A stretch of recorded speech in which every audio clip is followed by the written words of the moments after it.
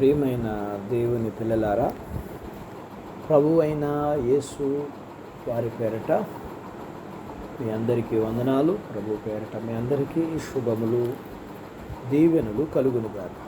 ఉదయకాలం పరిశుద్ధ గ్రంథం నుండి దేవుని వాక్యాన్ని చదువుకుందాం.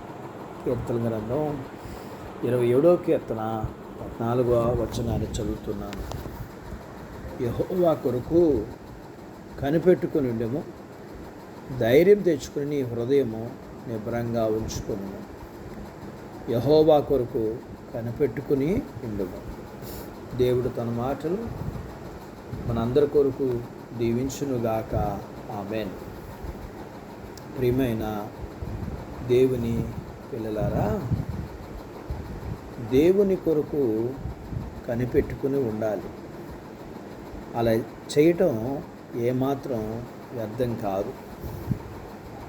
తన కొరకు కనిపెట్టుకునే వారిని ఆయన ఇప్పుడు నిరాశకు గురి చేయడు, విడుదలిస్తాడు. విడుదల కలిగినప్పుడు దేవుణ్ణి స్తుతించి కీర్తిద్దాం. దేవుడు నీ హృదయానికి నిబ్బరాన్ని అనుగ్రహిస్తాడు. ఈ వాగ్దానం నీ సహాయములో అనగా నీ అవసరతలో నీకు సహాయం చేస్తుంది. హృదయం బాగుంటే మిగతా శరీర భాగాలన్నీ బాగా పనిచేస్తాయి. హృదయానికి ఎప్పుడూ ప్రశాంతత మరియు సంతోషం కావాలి. అందుకని హృదయానికి నిబ్బరం కావాలి. నిబ్బరం ఉంటే హృదయం ప్రశాంతంగా సంతోషం మీ సొంతం అవుతుంది. శక్తితో నింపబడిన హృదయం విశ్రాంతిగా ఉంటుంది, ఆనందంగా ఉంటుంది. అవి శరీరం అంతటికి సరఫరా చేస్తుంది. హృదయం అనే కుండలో జీవధారలు పోయడానికి దేవుడు తప్ప ఎవరూ సహాయం చేయలేరు. ఎందుకని అంటారేమో, హృదయాన్ని సృష్టించినవాడు దాని నిబ్బరంతోనూ శక్తితో నింపగలడు.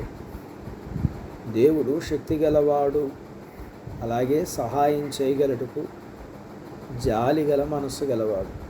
నీ హృదయాన్ని నెమ్మది, నిబ్బరం, సహాయం అనుగ్రహించే దేవుడు. అందుకని నా ప్రాణమా ధైర్యంగా ఉండు. దేవుడు తన శక్తితో నీలో నింపుతాడు. ఎంతటి శ్రమ, దుఃఖం, బాధ, కన్నీరు, వేదన అయినా సరే ప్రశాంతంగా నిబ్బరంగా ఉండగలుగుతావు. అప్పుడు నీవు ఎంత దుఃఖంలోనైనా ఆనందంగా ఉండగలవు. కీర్తనాకాడైన దావీదు రాసినట్లు యెహోవా కొరకు కనిపెట్టుకుని ఉండుము అని మనం కూడా రాసుకోవాలి. ఈ విశ్వాస యాత్రలో దేవుని కొరకు కనిపెట్టడం మంచిది. అటు బాధ్యత దేవుడు మనందరికీ దయచేయుగాక. ఆమేన్. దేవుడు తన మాటలు మనందరి కొరకు దీవించునుగాక. ఆమేన్. ప్రార్థించుకుందాం. మమ్మల్ని మిక్కిలిగా ప్రేమించిన మా ప్రియ పరలోకపు తండ్రి, మీ పరిశుద్ధ నామమును బట్టి మీకు వందనాలు. ఈ ఉదయకాలం మీ పాదాల యొద్ద మీ లేఖనాన్ని నేర్చుకోవడానికి సహాయం చేశారు. మేము మా హృదయాలు నిబ్బరంగా ఉండగలగటానికి మీరు మాత్రమే సహాయం చేయగలరు. మీ యందు విశ్వసించి మీరిచ్చే ఆ ఆశీర్వాదాన్ని పొందుకునే బాధ్యత మాకు దయచేయండి. వాక్యం విని నాతో పాటు ప్రార్థనలో ఏకీభవిస్తున్న ఈ పిల్లల్ని, వీరి కుటుంబాన్ని మీరు కలిగినంతటినీ దీవించండి.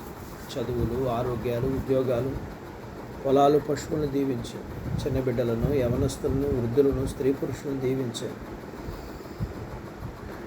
వివాహాలు కావాల్సిన వారికి వివాహాలు, గర్భం లేని వారికి గర్భం, గర్భం కలిగిన వారికి ప్రసూతి అయిన వారికి ఆరోగ్యం.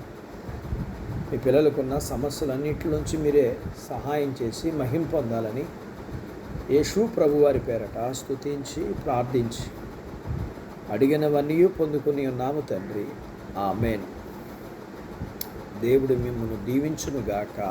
ఆమేన్.